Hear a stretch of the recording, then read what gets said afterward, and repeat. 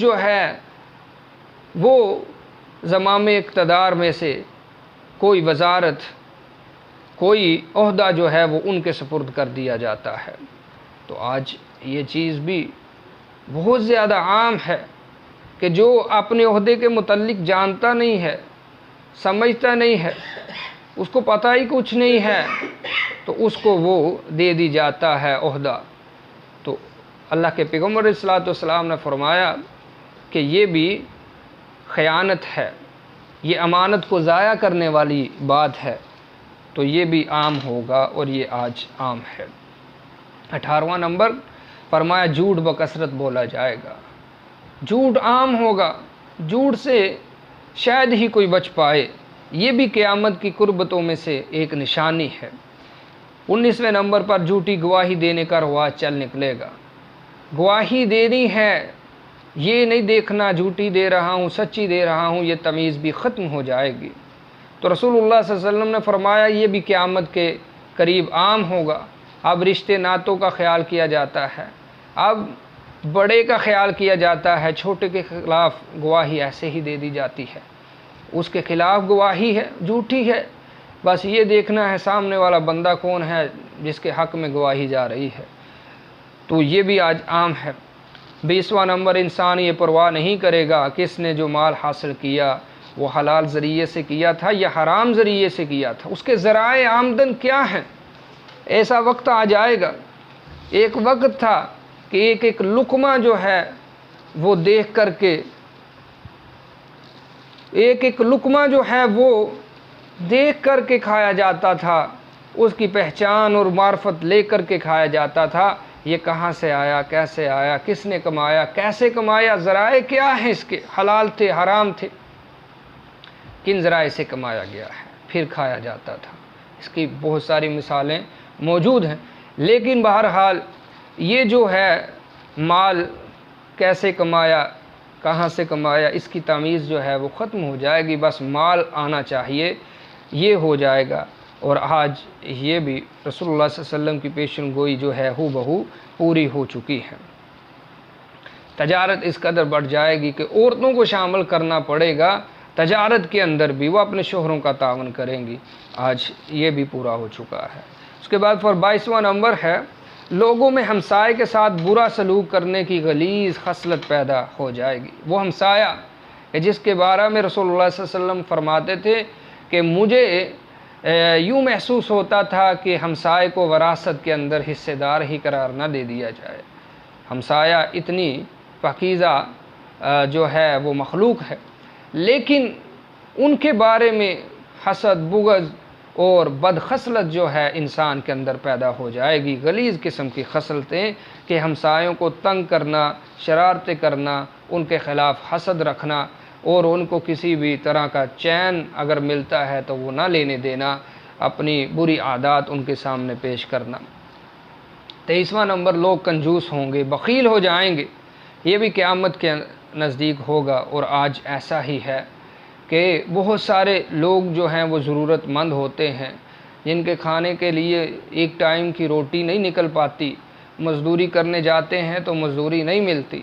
تو ایک طرف وہ ہیں، دوسری طرف وہ لوگ ہیں کہ جن کے پاس بے تحاشا مال و دولت اللہ نے فراوانی کی ہے، لیکن وہ سانپ بن کر کے اوپر بیٹھے رہتے ہیں، کوئی سامنے بھوکا مر رہا ہے تو مر جائے، بچے بلکتے ہوئے مرتے ہیں تو مر جائیں، لیکن اس حضرت سے جو ہے خان بہادر سے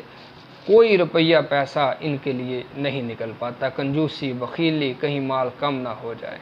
تو یہ بھی عام ہوگا۔ حق بات کو چھپایا جائے گا۔ 24واں نمبر فرمایا کہ حق بات کو چھپایا جائے گا، حق بیان نہیں کیا جائے گا، جانتے بوجھتے کسی کے خوف سے، کسی کے ڈر سے، کسی لالچ میں، کسی وجہ سے جو ہے وہ حق بات کو بیان نہیں کیا جائے گا، چھپا لیا جائے گا۔ اسی طرح 25ویں نمبر پر بوڑھے شخص سیاہ خضاب کے ذریعے بالوں کو رنگ کر جوانوں کی مشابت اختیار کریں گے، یہ بھی قرب قیامت عام ہوگا۔ اب اس کا بھی اندازہ بخوبی لگایا جا سکتا ہے کہ جو بوڑھے لوگ ہیں وہ اپنے بالوں کو سفیدی جو ہے اس کی چھپاتے ہیں، بڑھاپا چھپانے کے لیے ہر وقت تیار رہتے ہیں، سیاہ خضاب لگاتے ہیں، سیاہی لگا لیتے ہیں، حالانکہ اللہ کو سفید بالوں سے حیا آتا ہے، جس کے سفید بال ہوں، اتنی اللہ قدر کرتے ہیں، لیکن لوگ پھر بھی یہ کریں گے قیامت کے نزدیک۔ شرک بہت بڑھ جائے گا۔ 26واں نمبر، حتیٰ کہ اس امت کے لوگ دوبارہ بتوں کی پوجا شروع کر دیں گے۔ تو آج شرک جو ہے وہ بہت زیادہ اس امت کے اندر عام ہے۔ کچھ لوگوں نے تو یہاں تک کہا کہ شرک یہ امت نہیں کر سکتی، لیکن قرآن پاک میں فرمایا وَمَا يُؤْمِنُ أَكْثَرُهُم بِاللَّهِ إِلَّا وَهُم مُشْرِكُونَ، کہ بہت سارے لوگ ایمان لانے کے باوجود، سورہ یوسف میں فرمایا کہ ایمان لانے کے باوجود شرک اللہ کے ساتھ کریں گے۔ اور یہ حدیث جو ہے ابو داؤد کتاب الفتن والملاحم میں ہے کہ لوگ جو ہیں دوبارہ بتوں کی پوجا کا شکار ہو جائیں گے مسلمانوں میں سے۔ آج مزارات کے اندر قبروں کو پوجا جا رہا ہے، ان کو سجدے کیے جا رہے ہیں، قبر والے سے مانگا جا رہا ہے۔ تو اصل میں عبادت جو ہے وہ دعا ہی تو عبادت ہوتی ہے، مانگنا جو ہے وہ عبادت ہے۔ قال ربکم ادعونی استجب لکم ان الذین یستکبرون عن عبادتی۔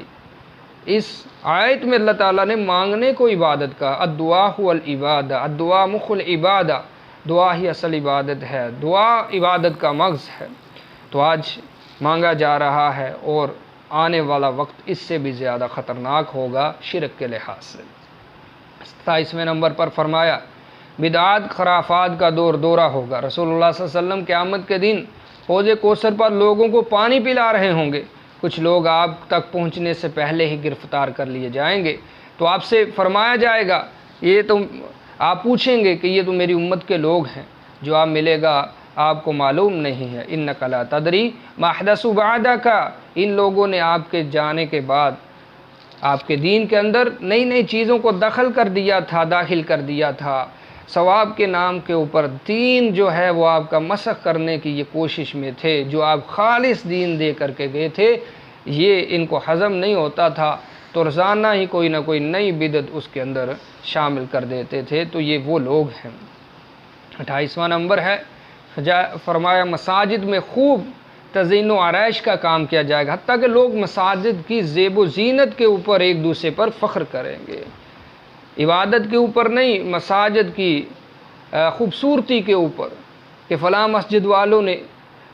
1 کروڑ لگایا ہے تو ہم 1.5 تو لگائیں، انہوں نے 2 لگایا ہے تو ہم 3 لگائیں۔ خوبصورت ہونی چاہیے، نمازی کیسے ہیں، عبادت کیسی ہے، یہ نہیں ہے۔ مسجد مرثیہ خواہ ہیں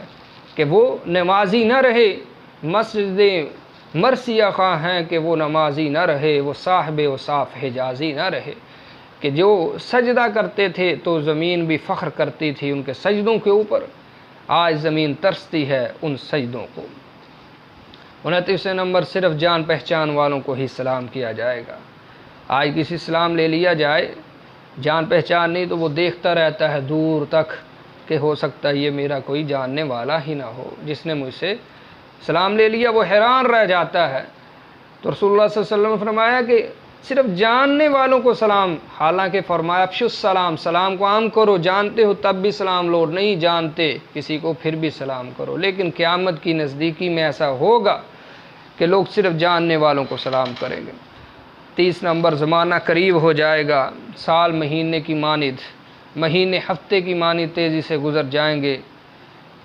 پھر فرمایا 31واں نمبر، لوگوں پر کچھ ایسے سال آئیں گے جن میں ہر طرف دھوکہ ہوگا، جھوٹے کو سچا سمجھا جائے گا،